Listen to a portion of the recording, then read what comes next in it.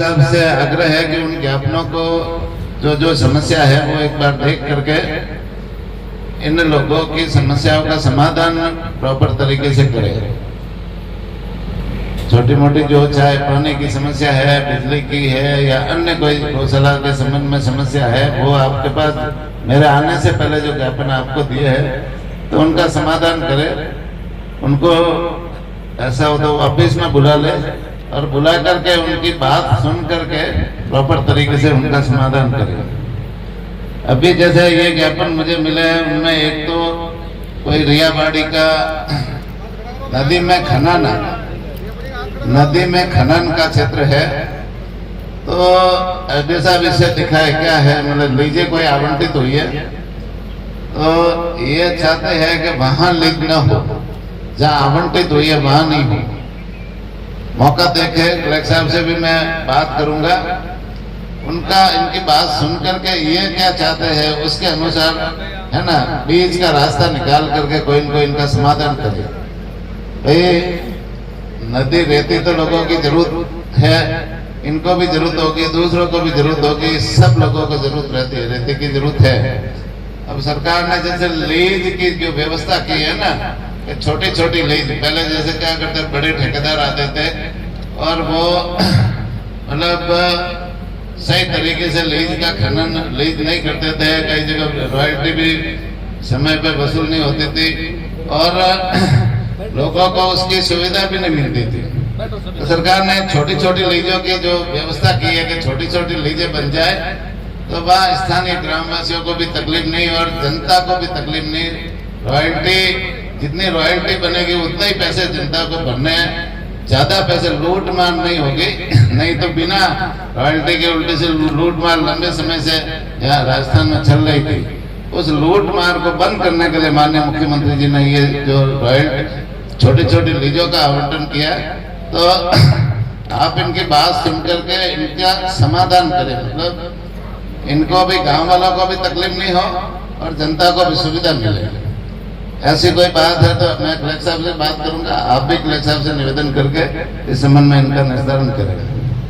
दूसरी एक है कोई ग्राम पंचायत का गोचर है, गोचर का सीमांकन करवाना है। मेरे पास एप्लीकेशन है, मैं आपको भेज दूंगा। वो गोचर ग्राम पंचायत का है, लेकिन आप अपनी टीम बना करके उसको भेज करके एक बार सीमांकन कराए, जिससे गोचर का सही मालूम पड़े कि भाई उसके ऊपर कोई कब्जा तो नहीं है, कब्जा है तो उसे हटाने की कार्रवाई करें। तीसरा इसमें है गौशालाओं को जमीन, कई गौशालाओं का जमीन आवंटन के एप्लीकेशन है।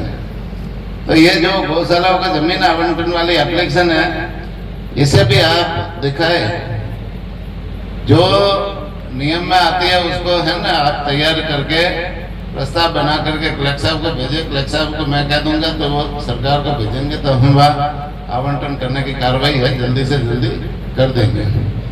कोई जैसे स्थानीय स्तर पे होती है, जैसे कोई छोटी जमीन है तो आप ही करते हो, उससे थोड़ी देर ज्यादा जमीन है तो वो कलेक्टर साहब करते हैं, तो यहाँ करने लायक है तो वो भी जल्दी से जल्दी करे, ये आवंटन वाला भी देखेंगे। दूसरी है एक यहाँ कोई थावड़ा में डॉक्टर का पद खाली है, तो अभी तो ट्रांसफर बंद है, जब खुलेंगे तो करेंगे, लेकिन अभी अस्थायी रूप से मैं 2 दिन में इसको है कोई न कोई डॉक्टर लगा करके किसी न किसी को चार्ज दे करके इसको मैं एक बार आपकी व्यवस्था करूंगा।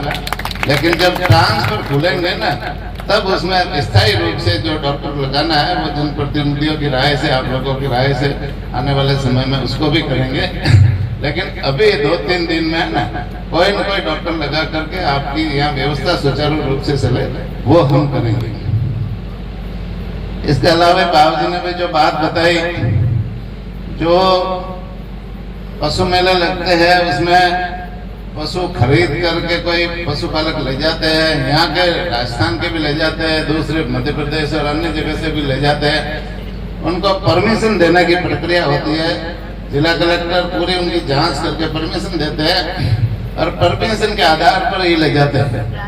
उसमें भी यदि कोई जैसे है ना परमिशन में भी वहाँ की सरकार से भी परमिशन मांगते हैं कि भाई आपके यहाँ से जो पशुपालक है हमारे यहाँ से इतने पशु ले जा रहे हैं, आप उनकी वेरीफाई करके हमें सूचना दो, जिससे वो यहाँ से तो परमिशन दे दे, उनकी जमाबंदी लेकर के खेती की सारी डॉक्यूमेंट्स लेकर के कलेक्टर परमिशन देता है, लेकिन वहां से भी परमिशन मांगते हैं कि भाई वहां से, वहां के जिला कलेक्टर भी परमिशन दे। वहां की परमिशन नहीं आती है तो वहां बॉर्डर पे उनको रोक दिया जाता है, और वहां की परमिशन आती है तो उन गाड़ियों को वहां उनके बॉर्डर में जाने दिया जाता है। अभी जो आप बता रहे थे उसमें यहाँ के कलेक्टर ने परमिशन दी और वो परिवहन करके ले जा रहे थे, लेकिन वहां बॉर्डर पे जाते ही वहां की परमिशन मंगाई तो वहां परमिशन अभी तक आई नहीं। इसलिए वो सारे गोवंश को गौशाला में डाल करके उनकी सेवा करने का काम हम लोग सारे गौशालाओं के साथ में मिलकर के प्रशासन कर रहा है। तो ऐसी परिस्थिति आने पर ये तो जांच का विषय होता है, और जैसे अवैध तरीके से कोई ले जाता है तो उसके विरुद्ध निश्चित रूप से कानून बना हुआ है, और कानून के तहत उनके विरुद्ध कार्रवाई होती है। गोवध कानून भी बना हुआ है, तो उस कानून के तहत कड़ी से कड़ी सजा का प्रावधान है उसमें। तो जहां भी ऐसे कोई आए तो कानून को आप हाथ में ले, हाथ में न ले। अपने गो भक्तों को कहो कि किसी तरह का कानून आप हाथ में न लो। क्या होता है कि कानून हाथ में लोगे न तो दो पक्षों में एक विवाद की स्थिति पैदा हो जाएगी, लड़ाई होगा, झगड़ा होगा, लड़ाई झगड़ा होगा तो फिर क्या होगा, उसका दूसरे मुफ्त में बन जाएंगे। तो ऐसी परिस्थिति अपने आने नहीं देनी है। कहीं पर भी आपको लगे कि भाई यहाँ 2 ट्रक भर के या एक गाड़ी भर के कोई अवैध तरीके से गोवंश को ले जा रहा है या अन्य पशुओं को ले जा रहा है, आप नजदीक के पुलिस थाने में सूचना दे दो, आप एसडीओ को सूचना दे दो, आप कलेक्टर को सूचना दे दो, आप तहसीलदार को सूचना दे दो। ये सारे है ना प्रशासनिक दृष्टि से, इसीलिए है कि ये जल्दी से जल्दी इस संबंध में आपकी बात सुन करके कार्रवाई कर सके। आप एक खाली एसडीओ को सूचना दे दो, एसडीओ साहब हाथ है ना, पुलिस को भेज देंगे और उनको पकड़ करके हाथ रुका करके उनकी पूरी जांच कर लेंगे। तो अपने को थोड़ा सा जोशीले होते हैं और वो कानून का हाथ में ले लेते हैं, गाड़ी वालों के साथ में मारकूट कर देते हैं, उनके साथ में मतलब उलझ जाते हैं। तो ऐसा है ना, अपने उलझना नहीं है, कानूनी रूप से चलना है। और नजदीक के किसी पुलिस थाना, एसडीओ साहब, तहसीलदार जी, भाई इतने सारे अफसर बैठे, आप किसी को कहोगे तो हाथ उसकी कार्रवाई हो जाएगी। तो और भी जैसे गौ माता के संबंध में कोई समस्या आती है, वो भी हम रेगुलर आपकी सेवा में तैयार रहते हैं। जब जब भी आप बताते हैं तो हम तो आदात उसका सुझाव करते हैं। अभी जैसे है ना भाई, गायों के बारे में बहुत सारी बातें बताई, अध्यक्ष जी ने भी बताई कि गायों के जो उत्पाद है उनका उपयोग क्या हो। भाई गाय से हमें दूध मिलता है, दही मिलता है, घी मिलता है, छाछ मिलती है, गाय से गोबर भी मिलता है, और गोबर से बायोगैस बनती है, गोबर गैस बनती है। गोबर से आजकल कागज बनता है, गत्ता बनता है। गोबर से आजकल कलर जो दीवारों पे करते हैं कलर पेंट बनता है। गोबर से आजकल दीपक बनते हैं, दीपावली के दिन दीपक जलाते हैं वो बनते हैं। ये गमले हैं ना नीचे जो अपन बगीचे में लगाते हैं, वो गोबर के गमले बनते हैं। गोबर से और भी बहुत सारी चीजें बनती है, मूर्तियां बनती है, गजानन जी की, दुर्गा की, ये सारे जो पर्व आते हैं उसमें गोबर की मूर्तियां बनती है। तो गोबर से बहुत सारी चीजें बनती है, और करीबन 70-75 प्रोडक्ट ऐसे हैं। मैं कई गौशाला में जाता हूँ, वहाँ वो जैसे वो गोबर की आइटमें बनाते हैं, और गौमूत्र से गो अर्क बनता है। गो अर्क से डायबिटीज, बीपी, चर्मरोग जैसी बीमारियां ठीक होती है। बाबा रामदेव ने गो अर्क बना करके पूरी दुनिया में फैला दिया। हम भी रोज है ना गो अर्क खरीदते, बाबा रामदेव जी जो बनाते हैं उसी गो अर्क को खरीदते। तो करने वाला चाहिए ना। अब जैसे क्या है कि ये सारी चीजें बनती है, तो गौशालाओं को भी अपने जो है ना गौशाला में कोई न कोई 1-2 छोटे मोटे प्रोडक्ट इसमें चालू करना चाहिए। वो चालू करोगे जिसमें क्या छोटी छोटी मशीनरी आती है, कोई बड़ी मशीनरी इसमें लगती नहीं, ज्यादा पैसा भी लगता नहीं। तो वो गौशाला है ना, उसका सेल है ना बाजार में। आप दीपक है ना, दीपक बनाओगे, दीपावली के दिन खूब दीपक बिकते हैं। आप गमले बनाओगे, गमले है तो वो बाजार में खूब बिकते हैं। छोटी छोटी चीजें है ना, वो भी बनाना शुरू कर दो ना, तो निश्चित रूप से उसका है ना गौशाला की आय बढ़ेगी, और आय बढ़ेगी तो धीरे धीरे है ना गौशाला आत्मनिर्भर बनेगी। और भाई छोटे बिजनेस से ही तो आदमी बड़ा बनता है। टाटा बिरला कोई पहले कोई बड़े टाटा बिरला उद्योगपति इतने धड़े, वो भी तो छोटे व्यापारी थे और छोटे से वो आगे बढ़ करके काम करते गए तो बड़े उद्योगपति बन गए। तो गौशाला में भी है ना, ये छोटे छोटे अपना छोटे प्रकल्प शुरू करने की जरूरत है, जैसे गौशाला आत्मनिर्भर बने। वैसे गौशालाओं के लिए हम राजस्थान सरकार अनुदान पहले जैसे 40 रुपए बड़े पशु का और छोटे गोवंश का हम 25 रुपया देते थे, लेकिन माननीय मुख्यमंत्री जी अपनी भाजपा की सरकार आने के बाद में 2 बार अनुदान बढ़ाया। एक बार तो 10% बढ़ाया और एक बार 15% बढ़ाया। अब कितना हो गया? 40 का सीधा 50 रुपए हो गया। अब 50 रुपए आएगा, अगली बार आएगा ना, अभी 50 रुपए आएगा। तो 25 रुपए छोटे गोवंश का और बड़े गोवंश का 50 रुपया।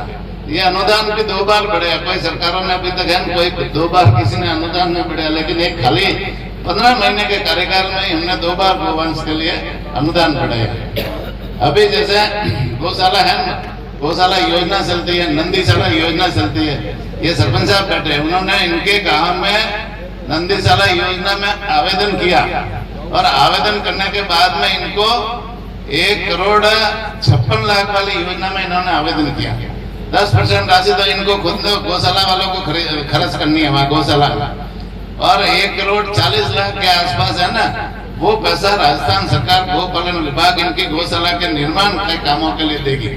टिन शेड लगाएगी, चारा घर बनाएगी, हैंडपंप, ट्यूबवेल, खेले, ये सारी बनाने के लिए इनको देगी। तो ये गौशाला एक अच्छी गौशाला नंदीशाला बन जाएगी। तो ये नंदीशाला योजना है ना, हर पंचायत समिति स्तर पर एक नंदीशाला खोलने की योजना है। और भी कोई गौशाला वाले खोलना चाहे जिनके पास में पहले से गौशाला चल रही है। ये गौशाला कितने साल से चल रही है? 35 साल, 40 साल से। नवी सिंह जी, ये जैसे पुरानी गौशाला इसके आप इसके अंडर में भी एक नंदीशाला खोल सकते हो। नंदीशाला खोलो ना, तो उसमें आप वही 1 करोड़ 56 लाख वाली योजना में उसको आवेदन करो। ये जेडी साहब बैठे हैं आपके, है ना? हमारी जमीन नहीं है सर, हमारी जमीन कहती है सर। अच्छा, ये गोचर है, इसका भी मैं इसका भी आगे बताऊंगा, ठीक है ना? बैठो।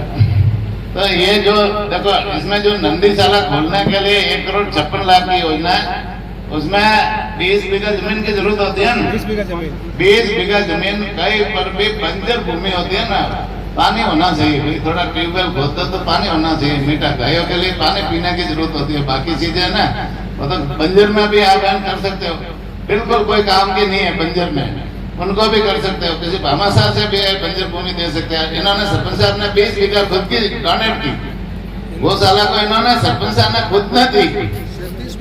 हाँ, मतलब 36 बीघा दी। आज जैसे भाई गायों के लिए करना है ना, कोई भामाशाह, बहुत बड़े भामाशाह बैठे हैं, कोई भामाशाहों की कमी नहीं है। भाई हाथ तो जैसे बाप जी कहते हैं, गायों के लिए तो हाथ तो फैलाना पड़ेगा, गायों के लिए अपना प्रयास तो करना पड़ेगा। तो आप भी नामी सिंह जी प्रयास करो। आपकी लंबे समय से गौशाला चल रही है, ये तो चल रही है, वैसे चल रही है। नंदीशाला है ना, एक पंचायत समिति में एक नंदीशाला खोलने की योजना है। उस योजना में आप आवेदन करोगे तो वो 1 करोड़ 56 लाख का लाभ भी आपकी गौशाला को मिलेगा। एक तो योजना ये है। दूसरी योजना और अनुदान उसमें 12 महीने मिलेगा। नंदीशाला में 12 महीना है, गौशाला में 9 महीना है। अब दूसरी योजना ये है कि हर पंचायत पर गौशाला खोले, वहाँ भी एक संस्था, वो नई गौशाला खोलने के लिए, वहाँ पुरानी वाली गौशाला नहीं है, नई गौशाला कोई खोलना चाहे एक संस्था बनाए, उसको रजिस्ट्रेशन कराए, रजिस्ट्रेशन करा करके उस योजना में आवेदन करें। उसमें 5 बीघा उनके जमीन की जरूरत होती है। 5 बीघा जमीन गौशाला के नाम की होनी चाहिए। तो 5 बीघा जमीन भाई बंजर में है तो खरीद करके भामाशाहों से तैयार करके ये करवा सकते हो। उसमें क्या होगा कि 10 लाख रुपया तो गौशाला वालों को वहाँ खर्च करना पड़ेगा और 90 लाख रुपया राजस्थान सरकार को पालन विभाग देगा। तो 90 लाख 10 से कितना होगा? 1 करोड़। 1 करोड़ में आप बढ़िया टीन सेट बन जाएंगे, चारा घर बन जाएंगे, खेली बन जाएगी, पानी की व्यवस्था हो जाएगी और एक अच्छी गौशाला शुरू हो जाएगी। तो ये हर पंचायत पे एफडीएस आप खोल सकते हो। आप भी है ना, जब कोई मीटिंगें हो, मीटिंगों में ये चर्चा करके इन योजना को क्रियान्वित करने के लिए हम सरकार तो पैसा देना चाहती है, लेकिन लेने वाला चाहिए ना, उस योजना के तहत आएगा तब हम देंगे।